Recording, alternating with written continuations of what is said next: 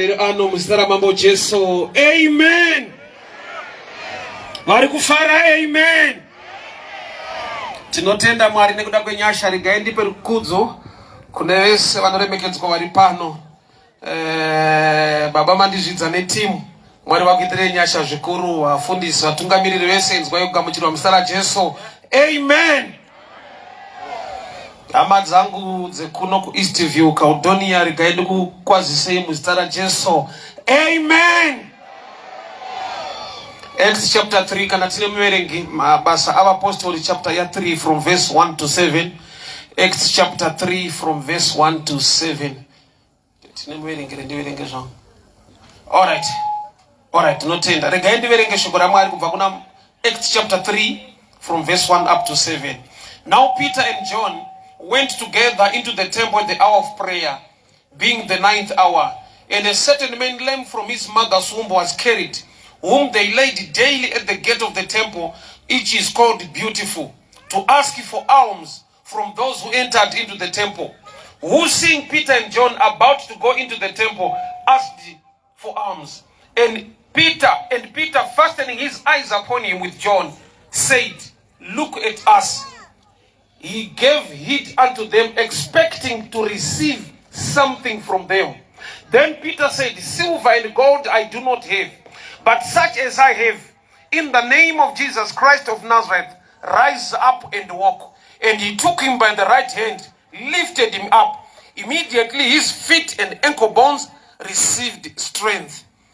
And he, leaping up, stood and walked and entered into the temple, walking and leaping, praising God. Tinamati. Baba tinokutendai manerano panzvimbo ino. Taurai kuupenyu hwedu. Shoko renyu Baba rititsiure, ridzidzise kutigonesa. Mbiri yenyu ichikudzwa, zita renyu riremekedzwe. Muzita renyu Jesu Kristu weNazareta. Amen. Pano paita hama yakaberekwa ine urema. Ndokubva vafunga zano rekupota vachimutakura vachimutsveta pagedhe rechechi, kuitira kuti ndofunga vanga vaita estadi yekuti ave kuchechi ndo vane moyo wakatirerukei kuti vaone nezvekuita nehama yedu. Havana kumutsveta anyway, but vakamisa pagedhe rechechi. Zvotongoreva kuti pane research yakatoitwa kuti nyangwe vanhu vane tsitsi nyangwe vachibatsira, asi vekuchechi vanenge vari nani. Anapiswa pagedhe rebhawa, nakutsvagirwa dzimwe nzvimbo dzingaendwa dzine mafaro, but vakangoitawo pfungwa yekuti asi kuchechi kune vanhu vanogona kudzora moyo wavo vakabatsira hama iyi. Saka zviriko futi mukunamata kuti tine hama dzakauya kuchechi hadzina kupinda mukati, dzakatsvetwa mupfungwa iyoyo yekuti kuchechi kunobatsirwa munhu padzoregera kuwana Jesu.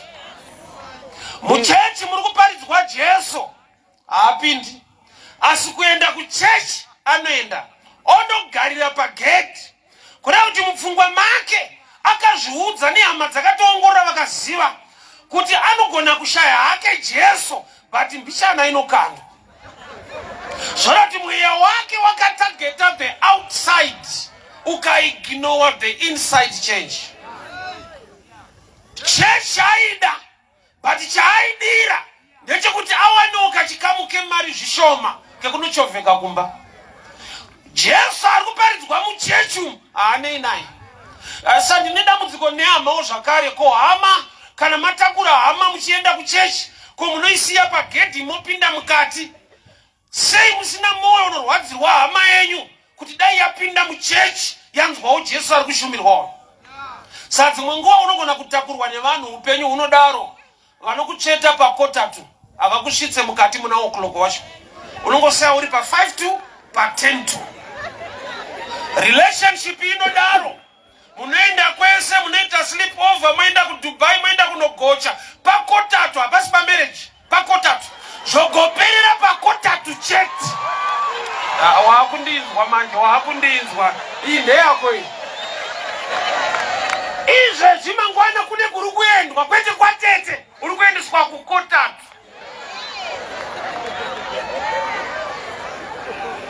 Mweya wakotatu ngauregere kukubata, pinda muna o'clock macho, pinda mumuchato wacho, chienda muwanano yacho, pakotatu apa chibviswa. So variko vanhu vanoziva kuti Jesu mupenyu anoponesa, ndiye ari kuparidzwa mukati umu.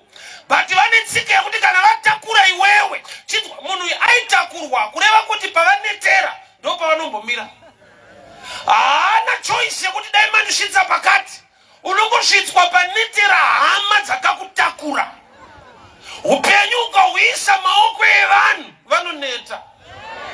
Upenyu ukaucheta mumaoko emunhu waunoti boss pane paanozobroka. Upenyu ukaucheta pane munhu waunoti ndiye ari nani. Ukashaiwa Kristu unokuwarira pakotatu. Paanetera ndo paanokucheta. Unoza tine zvataimbovimbisa vanhu pataiva tiri murudo tiri vapfana tiri vakomana so. But waigona kuvimbisa zviri beyond kutaura kwakungovimbisa nawo so. But mumwe wako anogona kuzvigamuchira. But anozoona mukufamba kwenguva kuti kwaingo aireva but anga asingarevesi. Ndo zvaaireva kwete kuti airevesa.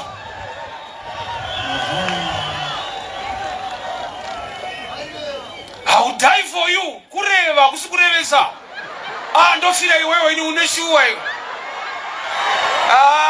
Ndo type inofira munhu reno. Ndakatofirwa una Jesu andifiri munhu. Kureva kusikurevesa. Gona kuziva kuti uku ndokureva kwete kuti kurevesa. Munhu arevesa anorevesa antaura chokwadi ndi Kristu ndiye zvokwadi wacho.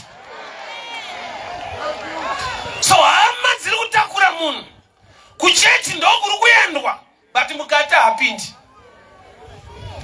Aripo panze ipapo pane mabenefits aripo zvikuru sei rechirungu rati gedhe raichetwa raiva nezita rakanaka kunoti beautiful gate.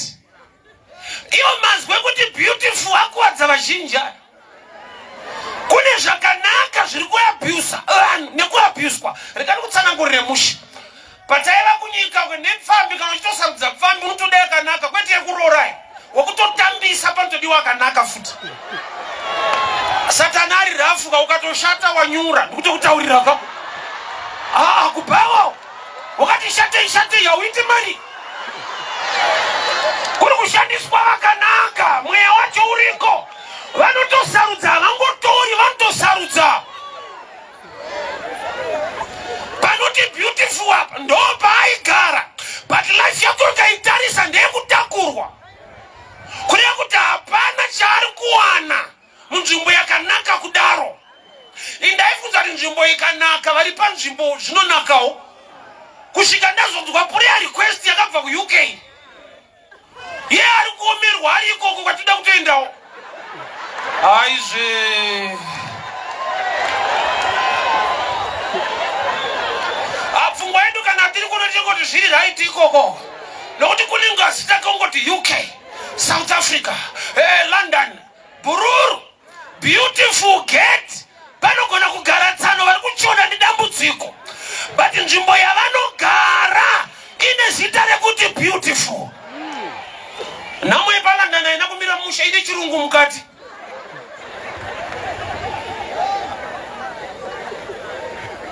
Inamwe ine kaEnglish. Unoita sekungori hausitaura chokwadi kuhama dzako. Nokuti kana tiri kuno techidati vatitumire ka. But neimwe nguva angatotumirwa wari ikoko. Beautiful gate kwete munhu.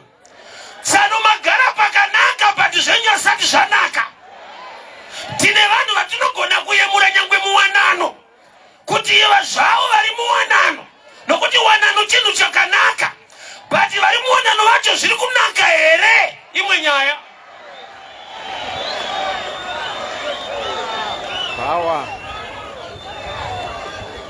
Pane kufanira shirikadzi usati wafirwa zviriko. Unongoona mapfekero mararamiro kuti tamirira kuzongoviga mudhara but pakafa munhu apa pakafa munhu apa.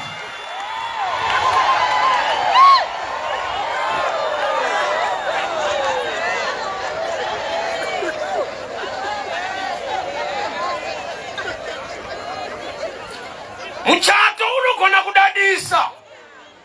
You may kiss the bride. Ndo pakagumira kisi ipapo. Kumberi uko kunochowa munhu kumberi uko. Apa miwa apa pawanano apa pa wedding apa. Rundinzwe.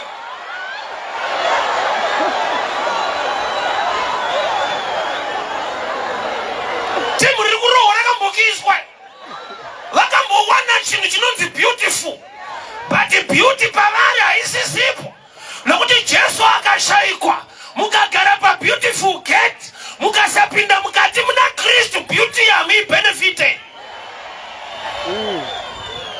Pfungwa yemunhu ndeyekuti dai zvinhu zvanaka, ipfungwa yakanaka, but imwe pfungwa yauri kuchitadza kuziva mukunaka kwazvo dai zvikakunakirawo, nokuti zvinotoipa mukunaka. Oza vakuru vekare vanenge vachiti nzwira tsitsi wapfana so tiwapfana mabereko nguva yakaipa, kare zvinhu zvazvo zvakanaka, hatigone kupikisa tatisiko, but ndikati ndipeiwo kadhi renyu foto, ona dzakarova tenda futi neskipa, ndokunaka here kutsano tsano itai mushe ndopaa pakanaka here apa. So neimwe nguva vari kuti zvazvakanaka, but kune vakanakirwa. Havarevi nema zvazvakanaka, but hasi wese akanakirwa. Yaiva beautiful gate. Pachetwa apa pane zita rakanaka, but service ichipera kune vanomutakura. Chinzwaka yaedza kugadzirisa apa haisi nyaya yeurema hwake, ndeyekuwana shoma, ndeyekumbodyawo zvake, but condition yake isina kuchinja. Wakasvika pakutambira dambudziko, ndokubva akutsvaga mari yekusastena dambudziko. Mari yaari kupihwa, dambudziko iri rine problem 1 yanoda kuti uone. Vanomutakura vakaziva kuti mundiro muri kupinda yakati vamashareholder. Munhu atakure munhu maharaka, kungokutakura chete. Unoita nezvidogoro uchitakurwa. Ndikakutakura ndikaziva kuti mundiro kuti nhamo yako iyi imari kune mumwe munhu. Kuna ane tsika ingotaimira vanhu vanotambudzika so ovatora mafoto oendesa kwaanoenda ochipiwa mari. Nhamo yevanhu zvokuti ukagara zvakanaka anorwadziwa. Imagine musi waakatanga kufamba, vaimutakura vakaziva kuti haane loss. Jesu ndomuda ngaakonzere loss kuvanhu vanobenefita nenhamo yako.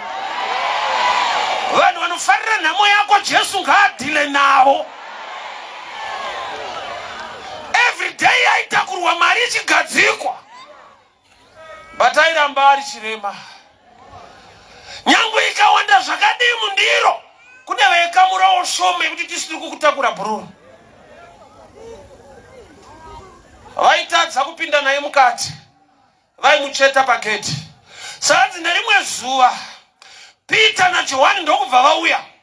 Ndinofara kuti vakauya late, because vakatosvika hapo, but vakauya nelatest. Ndo pandada manje. Havangononoke zvine zodzo mukati. Pana anosimuka nekunonoka kwa bishop. Peter naJohani pavakasvika pagedhe ndokuona paine chirema. Vane rimwe vhangeri randisepuraiza mbishana. Zvanzi vakati kumurume uyu, titarisi. Iro Bible rangu rati akavaona vachiuya, anotoona, but akudzidziswa maonero. Kuona nemaonero zvinhu zvakasiyana. Uyu akaona Peter naJohani vachiuya. Johani ndokubva Peter ndokubva ati titarisi kumunhu anoona. Sakuona kwani maclasses maviri, kuona zvisizvo nekunyatsoona chaizvo. Kuna anoti akaona kuine mhepo unokutsvaga kavha pekuwanda. Kuna akaona kuti area inogara ine mhepo iyi anoisa mawindmill anotenderera utoita magetsi. Kuna kuti unohonda mari yako, unohonda project, unohonda business, kuona kwese, but kuna anoona potential favor ne blessing, kokoita anoona problem.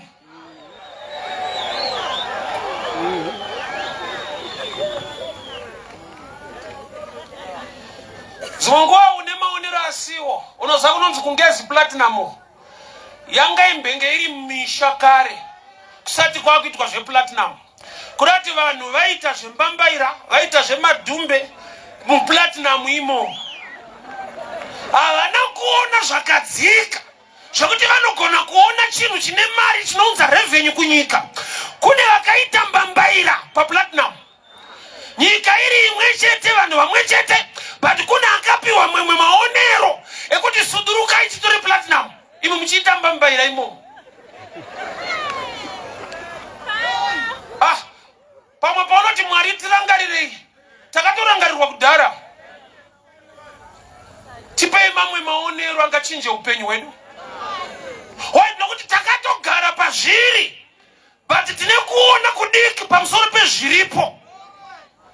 So Peter ari kuti kune murume titarise. Anoona, anotarisa, but pane warida kudzidziswa kuona. Iye ari muna Peter na Johani. Kuda kuti ukandiona semunhu, hakuna chaMwari chaungatora. But ukandiona naMwari, Mwari ari mandiri ane zvaanoita. Yeah. So haasi kunzi tuone nokuti vari tu. Ari kunzi mboona watiinaye. Mazuva ano tichifamba tiri tu, tina Kristu watiinaye. Look at us titarise. Waari kunzi titarise manje haaoneke naturally. Anooneka neziso remweya. Ende musi uyu Peter akaparidza vhangeri rinobhohwa. Murume chaakagarira pagedhe, imari inokandwa mundiro. Peter ari kuti kudii? Mari hapana. Ndo vhangeri raakamaka murume ari pagedhe. Musi uchaparidzwa rawakamaka unosimuka. Dai Peter na Johani vakaisa mari mundiro, airamba ari chirema. Saka pakatangira 10 around kumbovharisa yawakagarira. Chaunoda kutarisira kuwana handicho chandauya nacho. Wandauya naye ndiye Kristu muridzi wazvo. Nokuti shoma inoiswa mundiro haidarike ropafadzo yake kana akurarama mauri.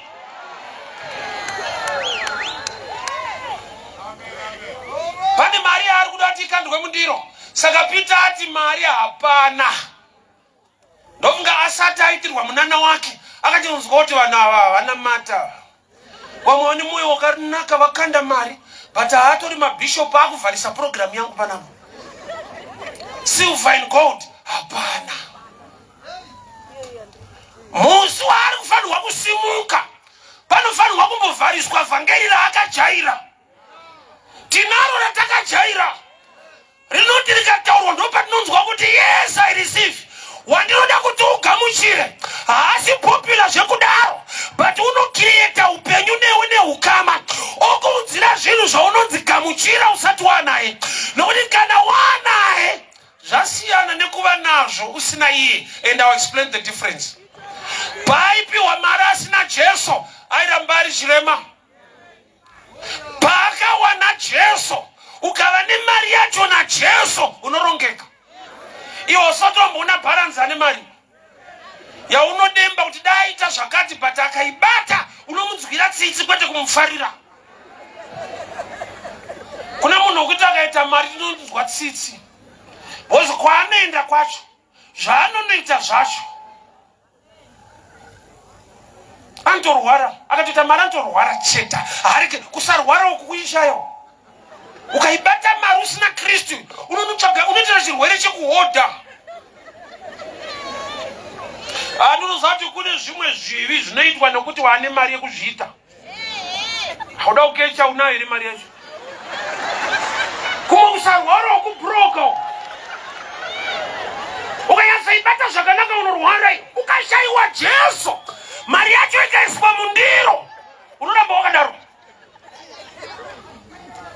Iwe breakthrough yaunoda nezvaunochemera dai vadeclare zvakati ndareceive. Mwari wedu izvozvo anazvo, but chari kutsvaka ukama newe. Nokuti you need also to have wisdom how to manage the blessing. Ropafadzo yaunoda usina Kristu itoriwo dangerous futi. Ndaifungidzira kuti nhamo chete ndo iri dangerous kuvanhu. Svika ndatozoona kuti nerugare rukasaiwa kumanejwa zvakanaka riri more dangerous. Kune marriage yachengeteka nekuti vanoshaya. Murume akangotambira iri nani inoparara imba iyi. And andoziva kuti hausi type yake, but hakuna zvekuendesawo kutype yake futi. Ndokutaurira ka. Anokutaurira konezi sokuti ya mai mozeka ngoti na ndamari zvangu ndaenda zvekuendesa kune mene chinochengetwa nenhamo kwete nenyasha nenhamo. Saka ikashaiwa Kristu pakava nebreakthrough usina Kristu mauri rarimwe dambudziko. Zvakanaka zvaunoda zvinotoda uwane pfungwa dzakanaka dzekugona kuzvimaneja.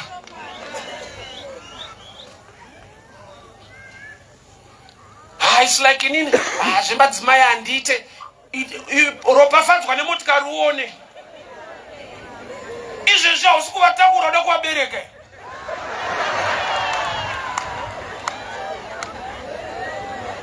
Baba zvekutakurisa kana zvapo panda Jesu pagedhe paaichetwa aingotaimira keshi chete. Jesu haadi kunamata, haadi zvaari kudai mari yacho, saka mari isina Mwari yakamusiya akaremara. So tine vanhu vakaremara mupfungwa, vakaremara muzvinhu zvakawanda nekuda kwokuti vakatsvaka blessing vasina ukama nobva blesser. You need Jesus in your life. Unoda Jesu muupenyu hwako. Zvese zvaunochemera ukashaiwa Jesu zvinogona kukulidha kuproblem. Havasi vese vakazara kumakuva vakafa nokuti zvava zvakaoma. Vamwe vakafa nokuti zvava zvakanaka. Ende vakatofa vachibva kumabhawa kuma5. Zvinhu zvakanaka zviri dangerous kana usina Kristu mauri. Usapiwe mari panze pegedhi usina kugamuchira Jesu mukati umu. Unoramba uchitakurwa, upenyu hwako haubude zvakanaka. Mukuru Yesu yamuri kudai yakuda kuti mumbobva kugedhi mumbopinda mukati. So Bible rinoti Peter na Johani vasvika vakashumira rinovharisa zvaakagarira. Saka zviri pachena kuti haana kufara. Let's be real. Kana wakainga mari zvikanzi mari hapana haufari. Dai aigona kutaura rafu dai zvakarekodwa aigona kuti kana musina mari komambomirirei. Imi munotoziva kuti ndiro iri kuda mupishana ibhati muri kutaura kuti hamuna mari. Ko zvinotaurwa here ingopfuurai kana musina mari. Ndo yakagarirwa pagedha. But haipere yakadaro kana vavharisa iyi vane yavanovhurisa. Kurati vavharisa hombe ndo imari yakagarira ndo hombe. Saka vakavhara hombe. Ndokubva vazovhura hombeza yekuti haurambe uchitakurwa unofambawo. Bhururu inzwaka zvekubatsirwa zvakati nakei for a certain season and time. But kuitawo zvinhu sedunga munhu zvako wega zvakanakisa. Kupiwa lift kuri right. But svika panyasha dzekuti Mwari ngakupe motikari yacho. Nokuti kana wapiwa lift kune malimits ako mulift imomo hauchinje music ka. Tadai mari dzakandinako karupisa kakapise muhomwe imomo. Wakambochinja song wemunhu akutakura. Ona zvandine music yangu bandangoterera iri muno kotodiko tatakurwa. Une limitations ako. Zvafanire kuroja. Kana ukavenga rimwe roja uripe notice. Rinongopera gore muchikuita noti haiwe wavoteka mwana wavoteka. Hakuna anondichirongedza azviti. Uno hasha dzako dzine kalimit so. Unotsamwa panongoziva kuti tiri pano.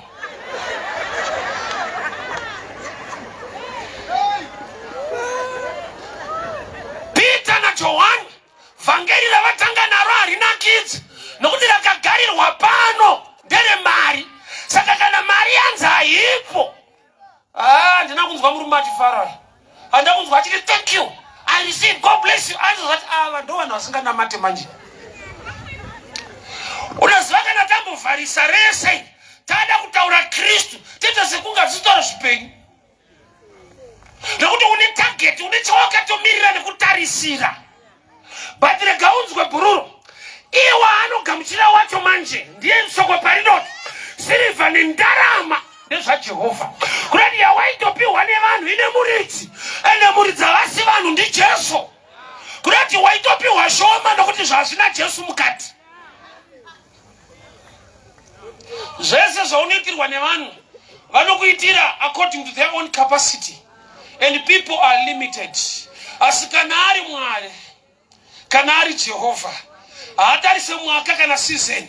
God is good all the time. Mu inflation mkuoma kwe jinu. God is good all the time. Edi rupa fadzo yaka itaimire nyika kana economy. Genesis 26. Isaac against na Jehovah. Nyangwe kuine famine, kuine drought. Do not go down to Egypt. Stay there in Gera. And there was a famine. As Papa not kudi. Lokuti wakaterera Jehovah. Akako washakapetwa. Kulati mwara time in a season. He speaks a word to create a season. You just need to believe. Mwara time in a nyika. Ndada kukomborera pa nyika ya uri manji. Donzo komborera vanu wabuda watura mavisa. Pasina visa radindwa. Nyasha tikadindwa pa msoro pe upenyu wako. Vanu vanobva kure vachida kuzona kuropa fadzwa kwako na Jehovah. Nokuti ndimwari asiri mutsauro wevanu. Asina nyika yaanotyika kana kurispekta. Anoti vanomutenda anovapa simba. Anovawanira nyasha yekuti zvinhu zviendeke. So vhangeri raparidzwa pagedhi harina kunaka. Kumurume uyu harina mbonaka. Rekuti yandakagarira yacho ndoyanza hakuna. Osa ukaenda kuna anoprofita akasaprofita unozozwa ndaita losi. Bo nungoenda kunoprofitwa. So munhu wese ane mainterest. Tine zvatinotarisira. Tine zvatinoda. Zvikasaitika izvozvo hatinzwe mushi. But hepano pane nyaya. Patanga pavhariswa yaakagarira. Ndokubva audzwa kunzi aiwa iyi hatina iyi.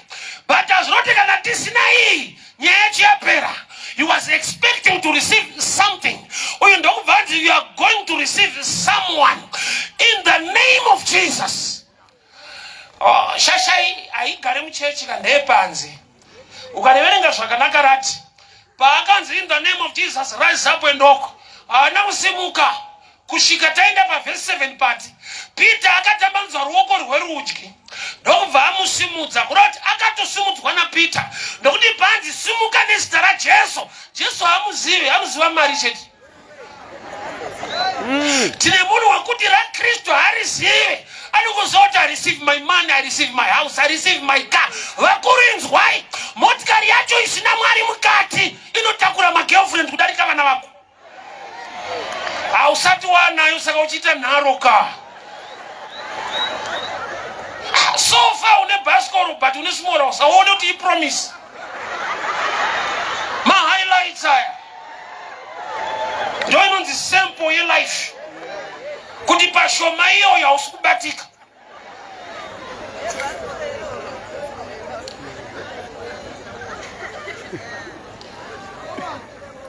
Unaita kuvavarira kutadza kwacho ndiko kuvavarira.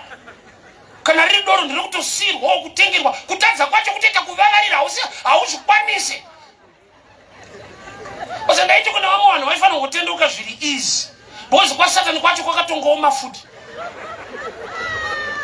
Kutiona uchinzi wadhakwa, wanwiswa, waputa, wakatirwa. Kutsanuko kungouya ka, chingouya iyi. Mamuri Satani wacho ane rafu futi. Satani anenge vekudheuta, vekuchibuku. Kampani yedoro haitendere vashandi vayo kuita vanonwa doro kuvashandisa paadvert yedoro. Hakuna chidhakwa chinoadvertise doro. Especially wakatodhakwa. Imagine kutadza kucrossa road une koti rako. Yotobuda ile advert kuti castle lager makes you great. Hapana greater. Hapana greater anotsikwa hapana greater. Saka vedoro vakateta make sure kuti munhu haaqualify kuadvertise. Why? Chini chakaipa kana wachibata. Saka takutsvaga vasati vabatwa naro tivabatise potoro. Wasatani kwacho kune kachitsotsi mbichana. Hauyemura akanwa unoyemura achazonwa. Ozoti akanwa ratobenzi. Famba ushaudhara unese fuka tungashandiswa advertizo. Kuti mudhara tukamuraini uchibuku kaicho chibuku ichi. Uyarushaudha vanhu ndo lagakai inwa yako mana arinuike. Anotoda vasati vanwa.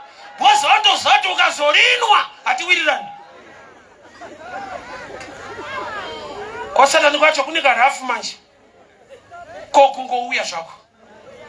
Uya anokuda Kristu manje uyu. Izwa kugamuchira Jesu ichoice.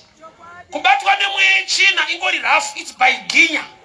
Autombozota ukachigamuchira rini zvingori mauri. Satani ataure neweka. Kuti wakuri ndigamuchire ndini upombwe timboshanda tesa. Unongerekana wakecha baba. Weka unokuchitokonya musoro chicha ndiri kuita kuchatouya wabvunzwe. But kune mchinda warugare anoti sarudzo yako ndo yandinoshanda nayo. Ukamugamuchira sashe uye muponesi, he is ready to change your life. Nezita raJesu simuka ufambe. Svika akabatwa ruoko ndokubva asimudzwa. Bhabhuri rinoti ndokubva anzwa simba. Simba rapinda mahari rikamutendera kufamba. Munhu uyu akaberekwa asingafambi. Oda chaiyo yepanyika kana waberekwa hautange nekufamba. Kune inonzi yekukambaira. Wosvika stage ya10 na10. Yodarikwa ozofamba. Uyo haana kutenderwa kuita mastage mairi. Remember anga murume mkuru. Saka zvinoembarasa kuti Mwari akukomborera obva akudzora kukambaira. So Mwari vanotoziva kuti stage haichaitai. Haana kukambaira, haana kudzidziswa kufamba, akasimudzwa, akapinda muchechi achifamba. Kuti kune mastage ekuti Mwari vakakuwanira nyasha. Vanhu vanoshama kuti hatina kukambaira tese but akufamba. Hatina kupasa tese chikoro but avakaimba. Hatina kufunda tese tikaita madegree but achibva zvino muupenyu. Mwari ngaakupe nyasha dzekushetuka mastage anokuembarasa. Mwari ngaakupe nyasha dzekushetuka mastage anokunyadzisa. Zvinoita kuona mwana achikambaira. Asi zvine mubvunzo kuona wendebva achikambaira. Haisi breakthrough rari mwedambudziko. Bozo unenge wakutamba netype isiri size yako. Haadzokeri kunokambaira munhu hadzidziswe kufamba. Paakangosimudzwa. Zvanzi wakapinda ndopandoda manje. Ukaziva kuti Mwari andisimudza. Kuya kuchechi kunofanira kuita automatic. Haana kunyengetedzwa kuti chipinda ikanamata tese maakufamba. Aiwa paakatanga kufamba nhano dzekutanga. Zvanzi wakapinda mukereke akarumbidza Mwari. Wamwe mukationa tichimurumbidza. Tine mastage atakajambiswa. Tine mastage atakajamba. I remember timu rekuchikoro rakazondibvunza tambonosanganawo. Pane zvatinoita pagore tombonoungana nziri nini ndikudizvo kungonoungana zve. Chinhu chacho chiscam manje.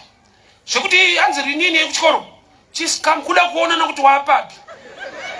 Hapana kutamba paya, hapana ushamwari kuda kungovhetana paya paya. Samuchiona vamwe havauye. Mamwe makore ese avaichitakura nemotikari dzavo. Kuti mupfure mutora ningi. Unenge ufunga kuti kudiwa. Vanenge vakatoudzana kuti ningi totora hako anoenda kupaka foira, ningi totakura akaenda kupaka foira. Rimwe gore ndakati handisiya kuzotorwa toona naikoko. Vakabvunzana kuti wakazvifambisa sei? Wakazonyora futi here?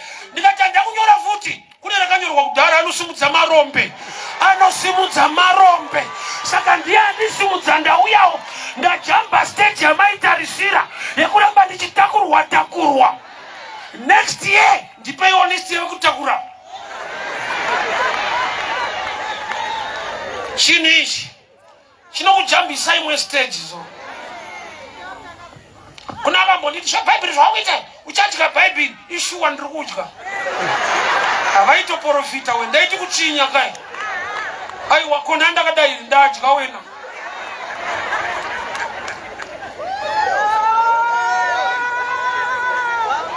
naJehovha usekwe kuramba uri chiseko iwe wazviite. Mukuru wakatendeka ari kumusoro. Haurambe uchichinyirwa zvawaitwa. Kune stage yaunofanirwa kushetukiswa. Nyika ine oda dzayo. Unotanga waenda apa, wozosvitswa apa, ninge akazokuona akakunyara, wozopromotwa wozoenda apa. Kune promotion yedenga inonzi grace. kune promotion yedenga inonzi nyasha dzamwari yakuti iwe zvikasashamisa asi mwari nokuti kana ari mwari zvinofanirwa kuvhundutsa vanhu kuti wasvika sei apa. Mwamimba akazoimba kuti wakabuda sei because apa wanzobudika zvekuchipa so murume uyo haana kukambaira akangosimudzwa akatanga kufamba achipinda muchechi kurati mwari vakakusimudza vanoziva zvinokunyadzisa kuti havakutendere kupinda mazviri nokuti vakusimudzwa kuti uve chiropafadzo. Vamwe vanhu ngavazive kunaka kwaMwari nekusumuka kwako. So Bible roti wakapinda mutemberi achifamba limping and walking roti aishetukira achifara ari muchechi vanhu ndokubva vaita zvakatodisturba service nokuti Mwari kana abata bishop havachabata muri dzaakubata ega. Mwari vasimudza chirema ya testimony. Murume uyu anga atombokandirwa imwe mari. Remember, funga vanga vakanda panogona takarifandi papa pakasafamba musha pana anogona kushedzera kuti takupa usingafambe wafamba ka chindoonawo ka 50 kangu pachandoziva kuti vanenge vanyura. Vanhu vakashamiswa nemunhu wavasiya pamwe nokuti vakakusiya kupi. But Mwari kana abata life yako vali kushamisika watevera ivo vakambokutsveta vamutsveta pagedhi kwete mukati but kupera kweservice inopera tamukati. Kumagumo kune nyaya ramba uchinamata Mwari havarambe vachikutsveta nekukuseka. Kumberi uku kune nyaya kune kwamuchasangana ivo vakambokusiya. Ndovo waingobvunza chichaitika komana murume atosimuka tambomusiya panza itsika yevanhu kumbokusiya voti kwakukwano apa ndo paunogumira uri chirema una kwaunosvika uri dofa una kwaunosvika gumira ipapa ndo upenyu chaipo kudenga kuna Mwari. Timu rakakutsveta rinofanira kushamisika anzi airumbidza Mwari ari mukati nawo. Ndiro anzoti yakaiswa kupi endoza chechi ndoza zvainoita atopinda hake vachizvata mumbomupa mbishana tinenge taakumuwekera kuti chimbosiya mbishana ufuti munana wepano but inofara kuti ndewepanzi. Ina handidi kutora credit pabasa raKristu ndiri mudziyo chete. Inzwai hama dzangu kudenga kuna Mwari unoropafadza nekusumudza vanhu vake. Hakuna munhu unotora credit pazviri. Saka uchiona bhuku raExodus iri munana wakaitika panze kwete mukati. Nokuti timu remukati ndorambusiya munhu futi panze. Saka zvichida munogona kupinda muchechi muchiti muna Jesu iye Jesu ari kuita zvinhu panze.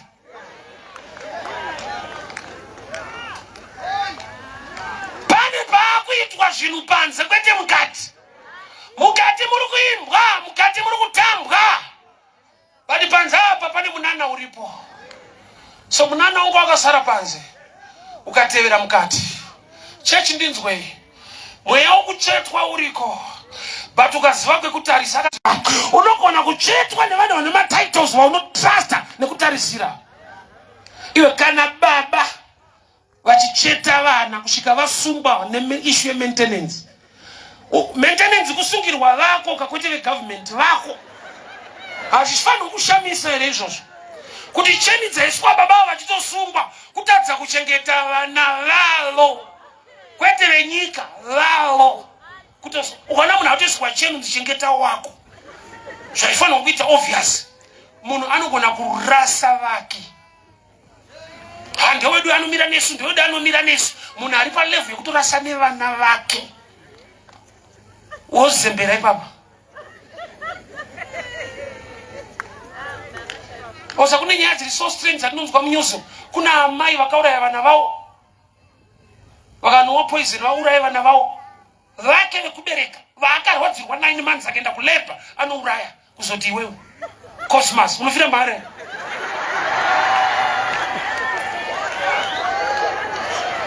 Unokuwara bhurura ndikunyepera type yawakazembera ndo vanonzi vanhu ka ndati vanongoreva varevese Sezvataudzana murudo mukufamba kureva kwe. I can do anything for you. Inini manje. Anything. Anything kureva kuti anything ka. Andidaro ini ndaingoreva chete. Munhu ane limit ane paanogumira. Saka Petro na Johani havana kutitarisa isusu ayo. Pakuti look at us. Madimikira izwi rakavanzika kuti tine watinaye asingakusiye uri chirema.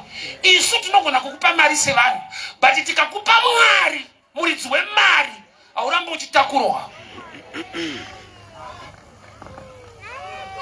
Saka pakafamba murume uyu kune vakarwadziwa. Pese pane ropafadzo pane anobatikana. Pese paunogamuchira Jesu kuna vasingaitirwe zvakanaka. Saka uchiona hazvisi popular, vamwe vanotokuchinyira kana kutaura zvavanotaura. Why? Nokuti zvine chirevo munyika yemweya.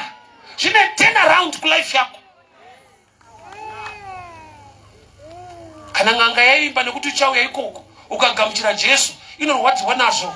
Usafungidzira kuti pese pane chakanaka ukauri munhu wese anofara. Life, whether rich or poor, zvinovengesa. Ndishati vanondivengerei? Unovengerwa kushaya. Uzoti kushaya kunovengesa. So chino pakaitika nhamo unokuudzwa. Uri nhamo wokwavari.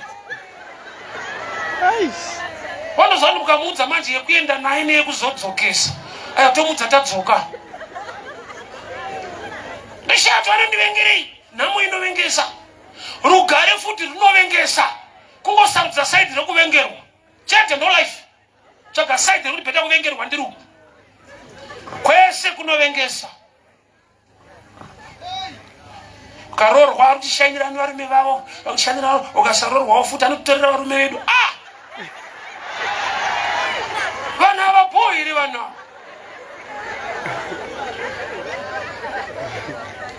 I remember tiri kuwadzana. Kune muchinda akatenga masofa ake kuTV sales ndobva aunza kusena asati aenda kubasa. Senseni kuma 88 atounza. Vanhu vakatokwenya kuti adati nyatsoona tese tiripo kuti atengwa manje. Mumwe azvinzwa ndokubva ati ndo zvinofunga vanhu nditenge masofa angu ndozendisa manheru after work.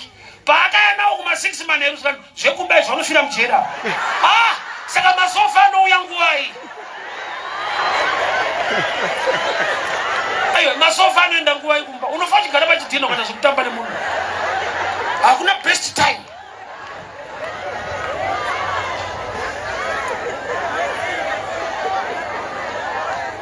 Muchato chaiona kufadza kwaunoita kwese unofadza hama dzako kuti wamwana.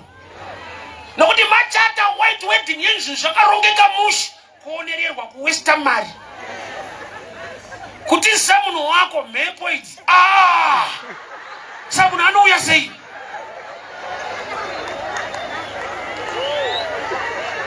Munonyoresa kwamujiti muchato kwamujiti zati nhamo akomana shungu. Shungu dzekunzi dzakashata mafoto chete newitness. Samunhu anouya sei? Kodi kuda hako Jesu asina jealous newe nerudo newe. Vane tsika yekugadzika vanhu kugedhi vopinda mukati. Kana riri dhiri vanokuisa kuchenji iwe utora profit. Kobo yangu mari, ko yangu mari, hapana mari yakabuda. Unoshandiswa usiwe ikoko. Havadi kuti upinde mukati.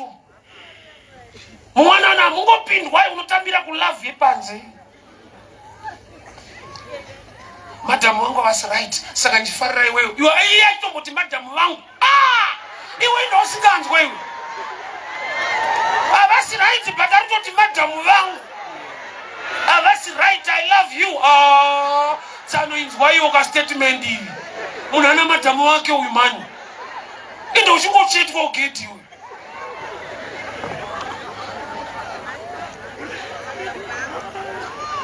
Havadi kuti ushande pane mari. Wese wabvunza ari kubasa ushande pane mari. Anoziva kuti kungoshanda mazuva ano.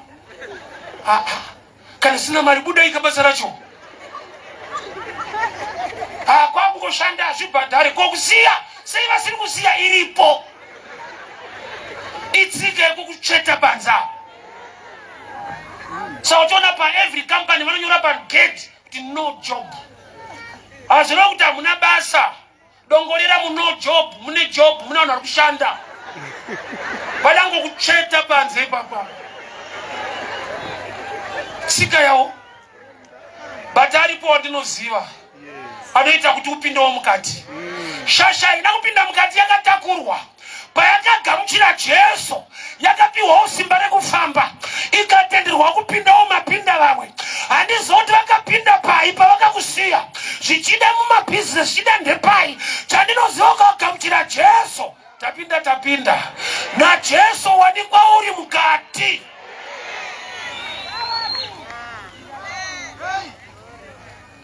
Kavavhunduka iyo rumbidza Mwari wako uri mukati umu. Ausataure zvakawanda hanzi akapinda akatanga kurumbidza Mwari. Kune vandisiya kugedhi but kana maa muchiservice taatesi. Why? Kune murume wandagamuchira. In the name of Jesus. Muzita ra Jesu. Kwete rechechi, kwete ra bishop. Muzita ra Jesu.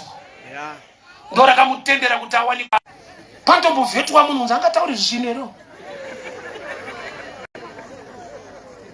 Mukati hamungopindwi. Hazvina kupfava, hazvina kuchipa sekudaro. Nyasha dzikashayikwa, hamupindiko. Simba revanhu rikakutakura pagedhi. Simba raKristu rikabata pauri unofambawo. So kubva musi uyu hakuna murume ari kumutakura futi murume. Kurati kana vaimbodya naye zvapera. Hakuna vachamutakura futi nomusiya pagedhi. Akufamba ega kubva kumba achindopinda mukati. Nekuda kwemumwe murume anonzi Kristu Jesu. Ndiye wandaya kuzoshumira hama yangu.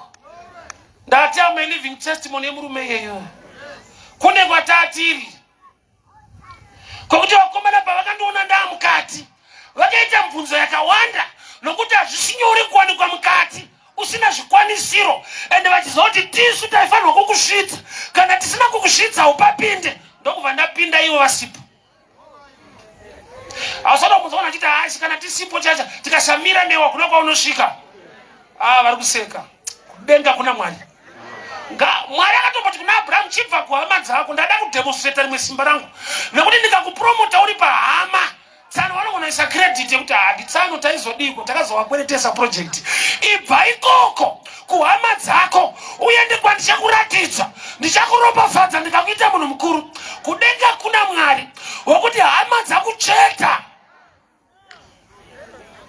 Unodarika hama. Nandisingazive kuti ndine hama kamutauni. Kusvika Mwari aita upenyu kuti uite nani so. Ndopanda kuzonzwa wamwe chiti wakadiko muzukuru. Muripo sekuru. Havakude kana usina chinhu wena ndo vanonzi vanhu ka. Sautoda kuma WhatsApp group. Une rimwe group rausirire hama dzenyu. Ita mari uone unonzwa edit. Utonzwa admin achiti mauya ere mutezvara. Ndimi une hama iwe ufunge. But vane kagame kakungo kucheta so. Dzimwe hama dzacho dzitori mugovernment chayo, maminista chayo. Nyaya yako anoiziva nokuziva. Simuka uone. Unoti paakapinda mukati akutamba unokuziva kuti anga achimbokandirwa mari ane mari dzake. Kana mudhikoni akatoitwa mudhikoni musi iwoyo. Dzaba munini taona kuti mune potential. Kumaite kanda kugeti. Ndiro iri kuzikanwa. Makandwa waya uruzikanwa newaya izvezvi. Amuzati vanhu vakaziva kuti une tunhu twako. Une imwe respect inounzwa netunhu kwete nezvauri.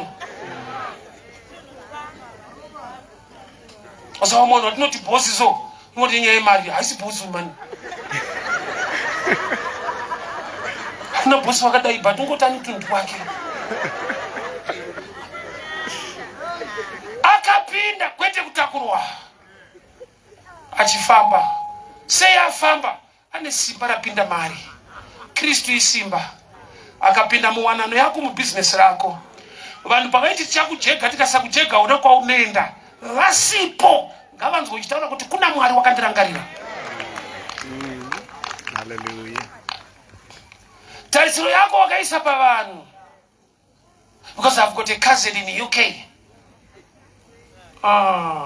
ingori nzvimbo ufunge zvinoitwa ikoko yaimwe story kuti UK place ari kuitei another story.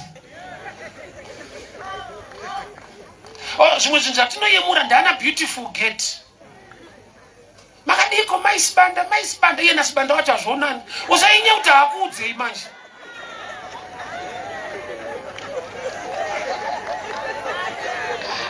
Vana vanonyedza vanonyarara unofani kuwayemura vachimunzwira kuti dai aiziva ndiri kutopindana naye izvezvi nasibanda wacho.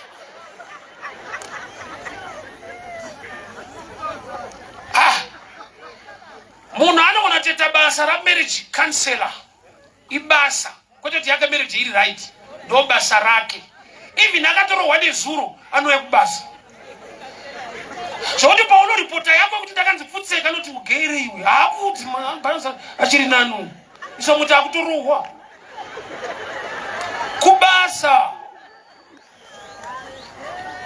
Title isina nyasha dzacho haishande. Aigara pagedhi rakanaka rainzi beautiful. Tarisa life yake nothing beautiful. Upenyu hwekungutakurwa achikandirwa tumacoins but paanoswera ari beautiful.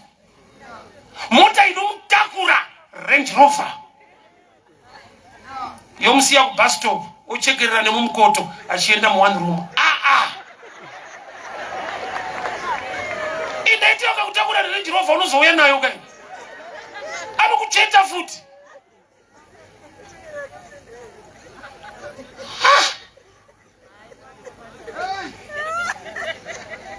Dai Mwari atiwanira nyasha.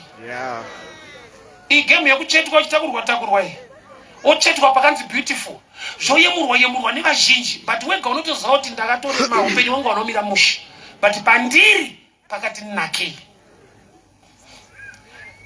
Wandiri kudana naye mazuva ano aiwa munhu kwete wandakarorwa naye wandiri kudana naye wega unoziva kuti pane pakotatu pandazara kana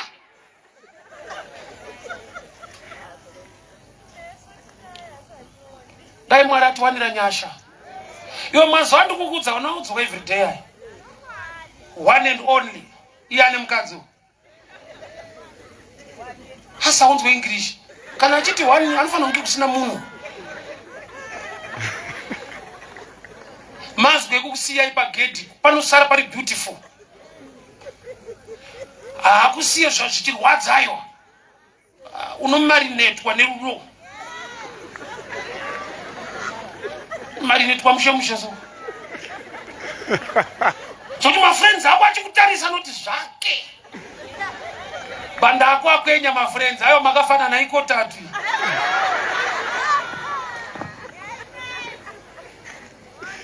Dai Mwari atiwanira nyasha. Amen. Pana asingadewo rimwe yokuchetwa tipinde tese mukati. Toda kupinda munyasha dzaKristu. Toda kumugamuchira ave simba redu. Iye ngave simba redu. Kurilaya nesimba revanhu vanoneta. Vanhu vanobroka, vanhu vanofa. Asi iye anogara nekusingaperi. Favor yevanhu iri limited so. Ane dzake unhamo munhu ufunge. Osa vanhu vakuru vaunoyemura vane nyaya kungoti havakuudze because uri mudiki. Saka vanodzikipa as private matter kuitira kuti urambe vane status iyoyo. Dai vaingudzawo dzavo waita kuti vakuru havo but tinenge tiri pamahwana akafanana. Marriage yashefu inotonetsa ufunge. Ndakati marriage chinhu chiri stubborn ka inogona kutonetsa army commander marriage. Nenyembe dzese idzi ufunge. Satani mambara atye renki muridzi wekambani anenge asiri kutomborara kumba iko ime washandi muchirara zvakanaka zvedu madhamu vachipenga kuna shefu ime mugere tata vashandi veipapo mweya wekotatu position unova nayo mari unova nadzo kuti uchetwe mujoyi yeupenyu haumo. dai Mwari atiwanira nyasha. Mari yepanze isina Mwari inomsiya achitakurwa, inomsiya ine vanhu vanobenefita neurema hwake. But akapinda mukati akava nesimba raMwari, Mwari muridzi wesirivha nenda, ukazoiwana wina Mwari, blessing nema blessings zvintu zvoda kuseparate. Blessing muti, blessings michero. Saka unoona here kuti ukava nemuti muchero unouwana, hazvigone kuva nemuchero pasina muti. Ndikatoona muti wemutouwe nditoziva kuti uchaita matouwe, but handigoni kuona matouwe asiri pamuti. Saka ukava naKristu wava nemudzi weropafadzo. Vanhu vanogona kukutorera zvavatora, but imwe season unobereka futi. Samson vakamugera musoro, havana kumudambura musoro, bvudzi rinongobuda rimwe. So vane vearea dzavanobata, but havatadzise nyasha dzaMwari kusimuka zvakare. Saka zviri nani kuva muna Kristu than kuva panze nendiro ine shoma wapedza utakurwa. Ndoda tinamate hama dzangu. Munamato wangu manera nhasi ndokuti Mwari ndiwanirewo nyasha. Mweya wokuchetwa, handiziva ndiri kuprofita, mweya wepakotatu wepanzi, wekuti wakaita nevamwe zvavakaita, iwo vakavakadzimba, iwo hapana chawakaita, wakangopiwa kashoma shoma. Nanhasi ingori promise, tinozokona, tichakukavha. Mweya wekotatu. Zvivimbiso zvisingazadzikiswe mweya wekotatu. Pa beautiful get pasiri beautiful life mako. Hama dzangu ndoda kutaura newe usati wagamuchira Jesu saShe uye muponesi. Make a choice. Ndiye murume wekuti tabva pano unosara naye. Tabva pano anoenda newe kumba. Ini ndinoenda kwangu but iye anoenda newe kwenyu. Nyasha dzake nekugona kwake kunodarika zvaungatarisira kuti ndingakuitira. You need Jesus. Uri papo mudika ndokubira tisumuke. Uye kana usati wagamuchira Jesu saShe uye muponesi, this word is for you. Ndokubira hama yangu ufambe netsoka dzako uye patende tinamate tese. Asati agamuchira Jesu saShe uye muponesi, make a choice tonight. Hazvinyadzise kugamuchira Jesu. Waunotonyara kana ari mafriends vanogona kuzotendeuka mumwe musi iwe wafa panhamo yako. Kana kuti paanotransfer unogara kumarondera anosvika achitotendeuka. Munhu hatiraswe kuti itimu rangu tinoita zvakafanana. Munotamba mese but hamuna kufanana. Saka uchiona zvaakapfeka nezvaakapfeka kwaunogara nekwaanogara, unongotamba mese. Asi unoda Jesu mauredi. I welcome you my brother, welcome you my sister. Amai uyai, baba uyai. Gogo uyai, sekuru uyai. I welcome you people. Praise and worship can lead us into worship. I just want people to walk through. Uyai, ama zangu dinamate.